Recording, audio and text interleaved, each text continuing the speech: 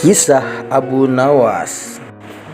Abu Nawas memiliki nama asli Abu Ali Al-Hasan bin Hani Al-Hakami, seorang pujangga Arab yang dilahirkan di kota Ahvaz, Persia, yang merupakan tokoh sufi yang sangat jenaka dan salah satu sufi yang termasyhur yang suka mengerjai raja dan manusia.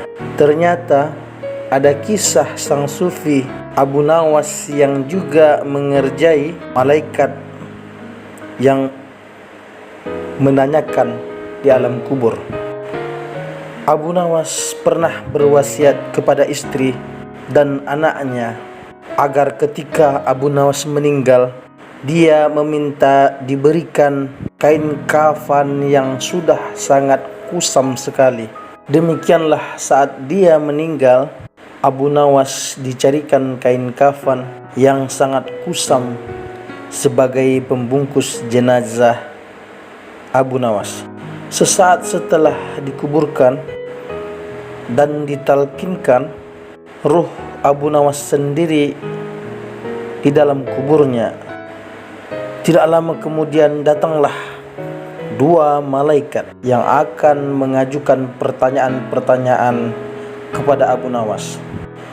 Melihat Abu Nawas pakai kain kafan yang sangat lusuh, kedua malaikat berdebat tentang ruh yang mereka datangi. Satu malaikat meragukan, betulkah lubang kuburan yang mereka datangi masuki oleh penghuni yang baru. Yang satunya lagi juga bersikeras bahwa sesuai catatan yang dipegang, kuburan yang mereka datangi memang betul-betul baru diisi oleh ruh orang yang meninggal. Keduanya berdebat cukup lama sekali dan keduanya akhirnya memutuskan tetap menanyai ruh Abu Nawas di dalam kuburnya. Malaikat bertanya, "Siapa Tuhanmu?" Ujar sang malaikat kepada Abu Nawas. Abu Nawas tak langsung menjawab. Setelah hening sesaat, lalu Abu Nawas menyaut, "Apa kalian tidak salah alamat? Lihat, kain kafanku ini kan sudah usang. Berarti aku ini penghuni lama, iya kan?" Kedua malaikat terdiam, memandangi Abu Nawas sekujur tubuhnya. Memang kain kafan yang dipakainya sangat usang, namun tanahnya masih baru. Keduanya bertanya-tanya, apa mereka sedang dikibuli oleh seorang Abu Nawas. Sepintas saat mendengar kisah ini, sosok Abu Nawas yang terkenal dengan aneka kisah jenakanya, niscaya kita berpikir bahwa rupanya bukan manusia saja yang dikerjai oleh Abu Nawas. Malaikat pun tidak luput dengan keisengan ahli sufi tersebut. Saat di masa hidup saja dia selalu iseng, sampai mati pun keisengannya masih bersambung. Seperti halnya Nasruddin Khoja, Abu Nawas punya banyak wajah. Ini dalam kitab-kitab yang ditelusuri oleh Profesor Mun'in Sirri. Dari kisah Abu Nawas dengan kain kafan sudah usang, ada pesan di balik kisah ini.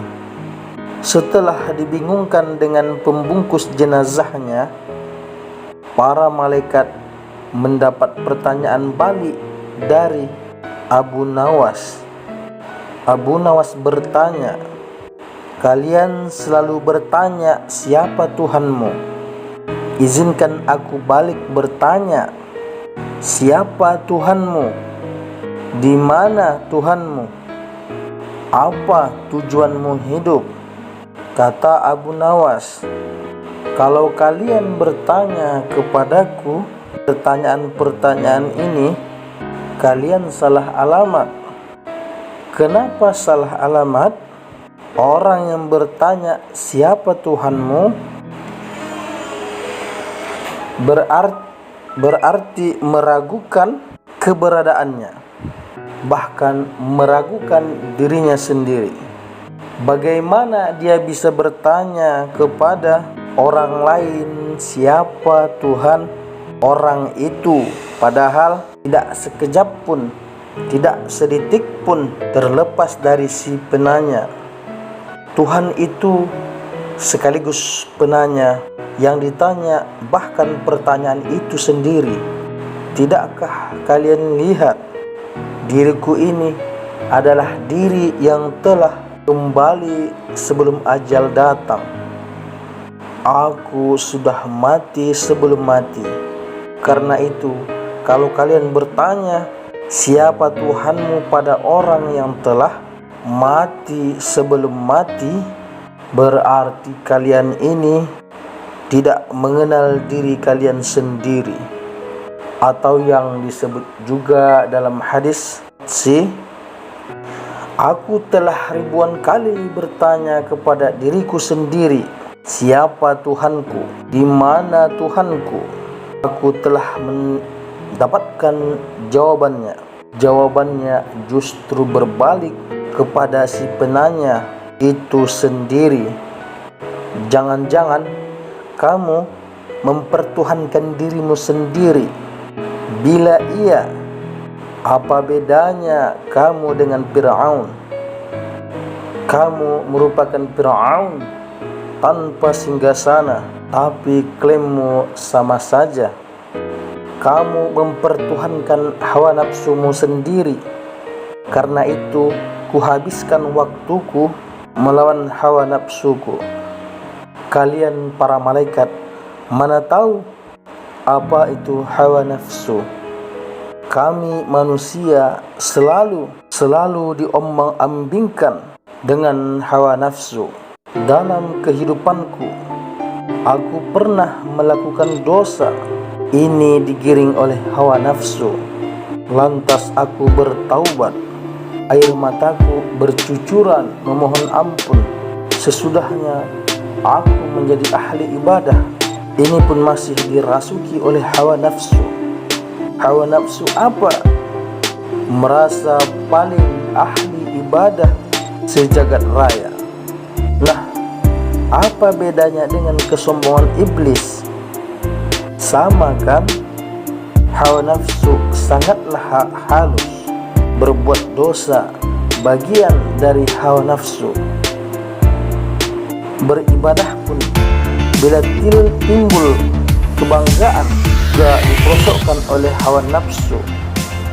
Kalian rupanya kurang mengamati kenyataan ini.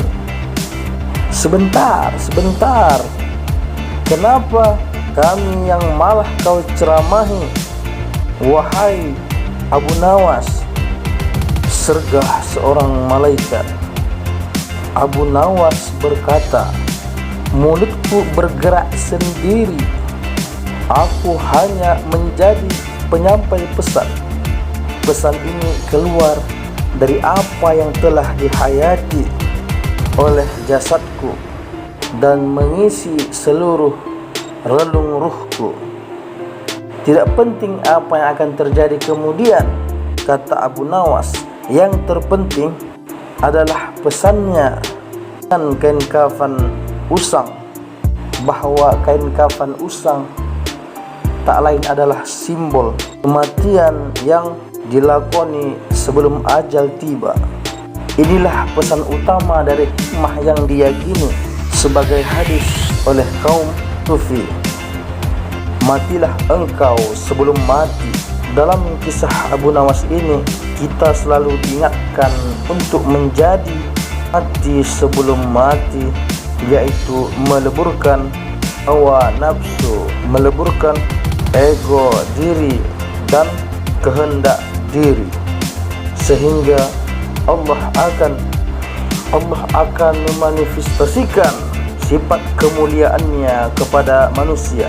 Jadilah manusia itu berbicara dengan mulut Allah, bergerak dengan gerakan Allah, kaki, tangan, semua atas kehendak Allah, karena dirinya sudah khilaf, dirinya sudah tiada, dirinya sudah tidak ada, sehingga sisa ruh yang akan memanifestasikan Allah Subhanahu wa ta'ala.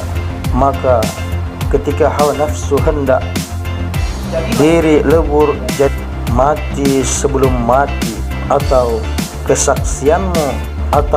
kesaksianmu kan Allah atau syahadatmu kan sah apabila hawa nafsu dan kehendak diri dan ego diri lebur. Allahu a'lam bissawab.